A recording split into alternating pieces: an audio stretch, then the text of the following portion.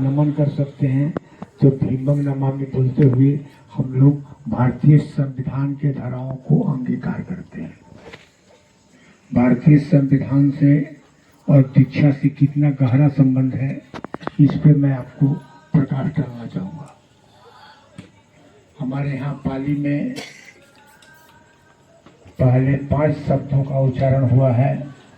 वह शब्द क्या है, ये आपको जानना होगा।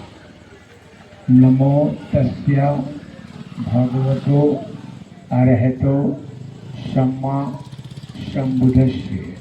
ये 5 प्रकार की ऊर्जा है जिसको विकसित करने की जरूरत है। हर इंसान इस ऊर्जा के महत्व को समझ जाए तो मानव सब कुछ पा सकता है, सब कुछ बन सकता है। मानव का ब्रेन है ही क्या? मानव का ब्रेन बीज की तरह है। बीज में जैसा अंकुर होता है फसल वैसा ही लगता है। मानव जैसा सोचता है वैसा ही बन जाता है। तो आइए हम नमो तस्य भगवतो अरहतो सम्मा संबुद्धस्य का एवढं नॉलेज नव्हतं की बाबासाहेबांबद्दल किंवा गौतम बुद्धाबद्दल एवढं काही नॉलेज नव्हतं। माझे मिस्टर सगळे नॉलेज म्हणजे देतात, पण एवढं आतून डीप मधून माहिती नव्हतं। आज हे इथं आले, आम्हाला छान वाटलं, थोडंसं माहिती भेटलं, छान वाटलं।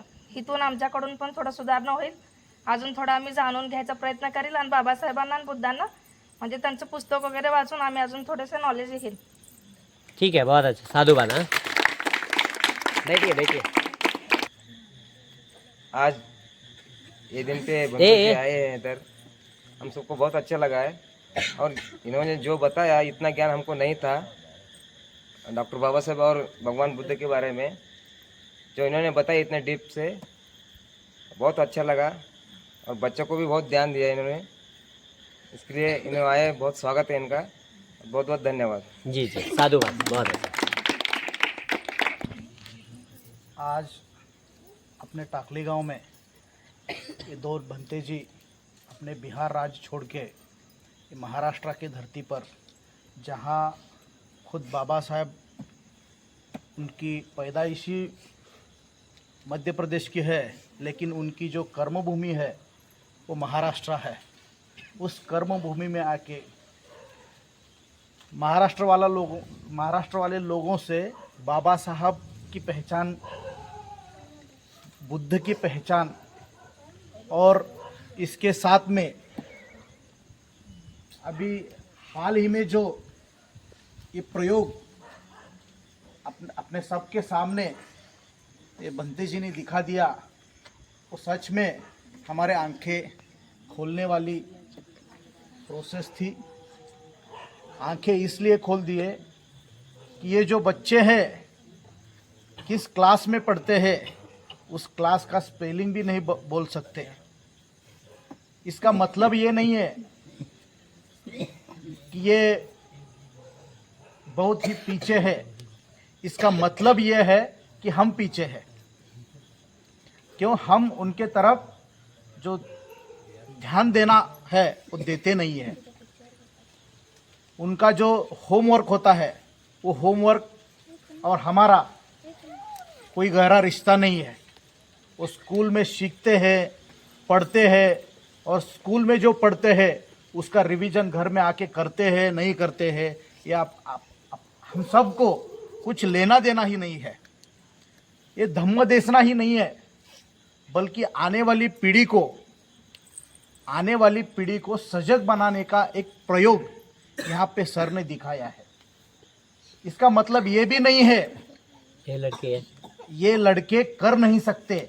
अगर हम लोग अपने अपने बच्चों के साथ घर में बैठकर आधा घंटा, 1 घंटा, 2 घंटा उनका जो सिलेबस है, उनका जो होमवर्क है, उसके ऊपर अगर ध्यान देते हैं, तो अगली बार जब ऐसा प्रयोग यहाँ पे होगा तब मुझे लगता है कि वो उसमें सक्सेस होंगे।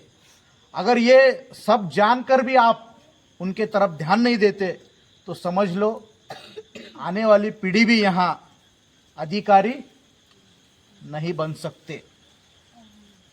और यही हम प्रयास कर रहे हैं, बहुत दिन से यही प्रयास कर रहे हैं जब भी जयंती का माहौल होता है, धम्मचक्र प्रवर्तन दिन का माहौल होता है, हमारा प्रयास यही है कि यहाँ के बच्चे कुछ तो बने, यहाँ के बच्चे किसी भी क्षेत्र में जाए लेकिन वहाँ उसी क्षेत्र में टॉप का एजुकेशन ले ले। लेकिन आज का ये माहौल देखकर लगता है कि हम अभी भी बहुत पीछे हैं। हम खाली बाबा साहेब का नाम लेने के लिए है, बाबा साहेब का नाम खाली लेने वाले हैं, लेकिन बाबा साहब के जैसा कोई भी प्रयत्न हम अब तक नहीं कर रहे हैं।